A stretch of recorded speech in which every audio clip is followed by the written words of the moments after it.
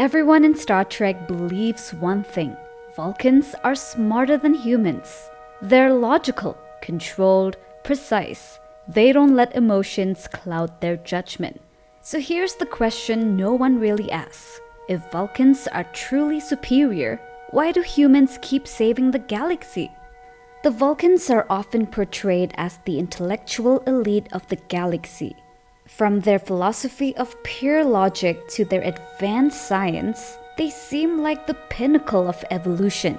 And yet, when things fall apart, it's usually humans, messy, emotional, unpredictable humans, who find a way through. Even Spock, the most iconic Vulcan, constantly struggles between logic and emotion.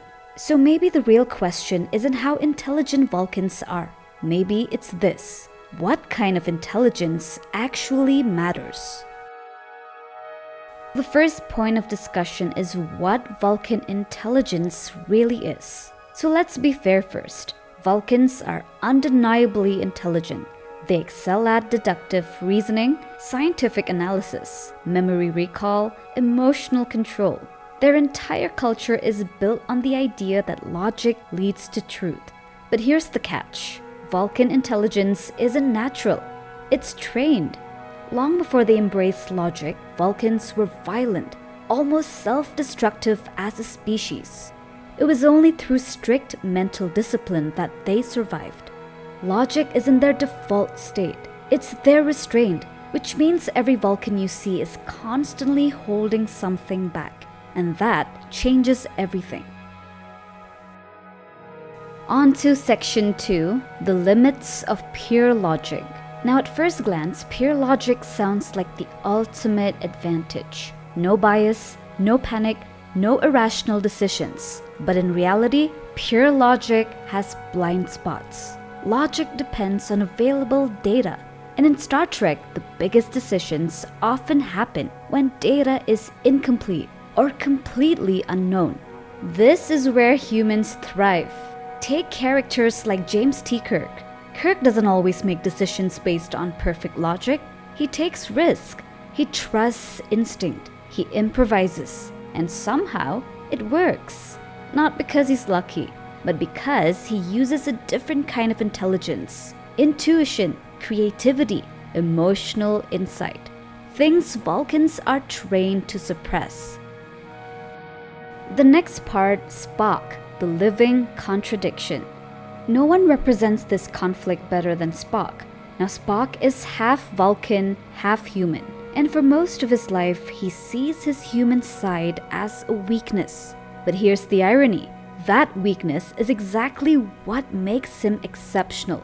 Spock doesn't just calculate outcomes. He understands people. He can predict emotional reactions, adapt to unpredictable situations, and bridge logic and empathy. In many ways, Spock isn't powerful because he's Vulcan. He's powerful because he's both. And that suggests something uncomfortable. Maybe pure logic alone isn't enough. Next is the intelligence paradox. This leads us to what I call the intelligence paradox. Now, Vulcans are highly advanced in one dimension of intelligence, but limited in others. Because when you eliminate emotion, you also risk eliminating creativity, moral flexibility, empathy. And without those, intelligence becomes rigid, predictable, even fragile. Think about it. A perfectly logical system works great until something unexpected happens. And in Star Trek, something unexpected always happens. Now we come to an important discussion. Are humans actually more intelligent? So does that mean humans are smarter? Not exactly. Humans are chaotic, emotional, often irrational. But that chaos comes with advantages: adaptability, innovation, resilience. Humans don't just solve problems, they redefine them. And that's why, again and again, they succeed where others fail. Not because they're more logical, but because they're more flexible. And Section 6 is about the danger of suppressed emotion. But there's something even more important we haven't talked about yet. Because the real question isn't just whether Vulcans are intelligent, it's what that intelligence costs them. Vulcans don't simply ignore emotion, they suppress it constantly. Every moment of their lives is built around control. Discipline so strict that even a small lapse can be dangerous. And that raises a deeper, almost unsettling idea. What happens when you suppress something that fundamental for too long? In Star Trek, we actually get glimpses of the answer.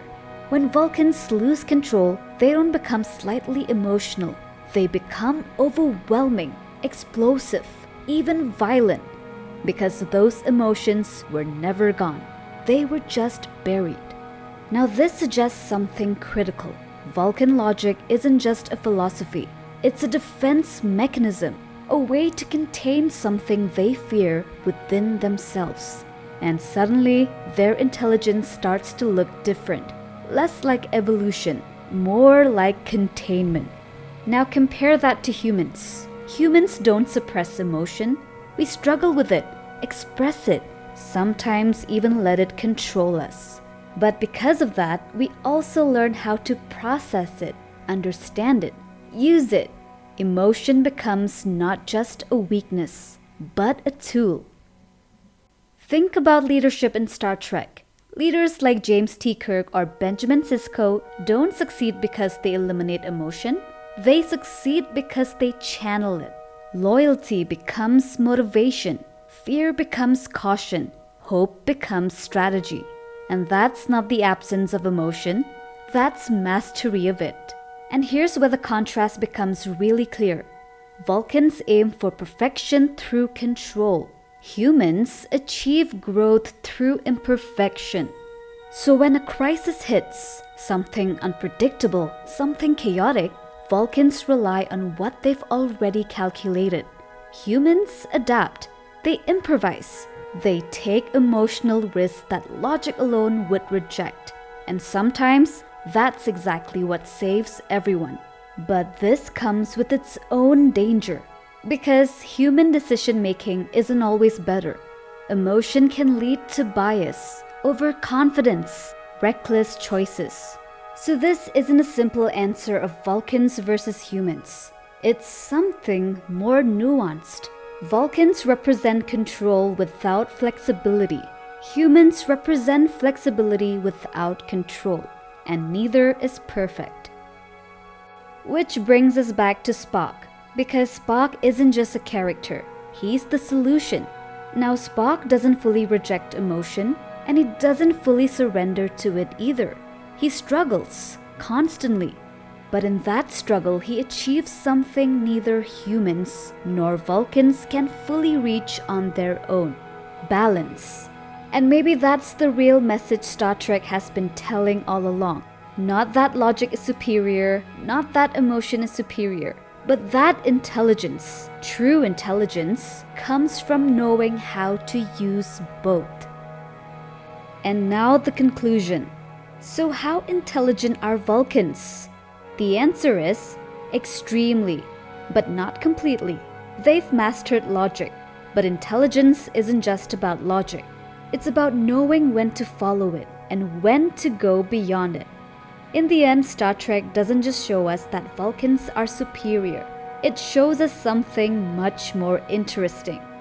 The future doesn't belong to logic alone. It belongs to those who can balance logic with humanity. So what do you think? Are Vulcans actually smarter than humans? Or have we been measuring intelligence the wrong way this whole time? Let me know in the comments. And if you want more deep dives into the hidden philosophy of Star Trek, subscribe, because there's a lot more beneath the surface than you think.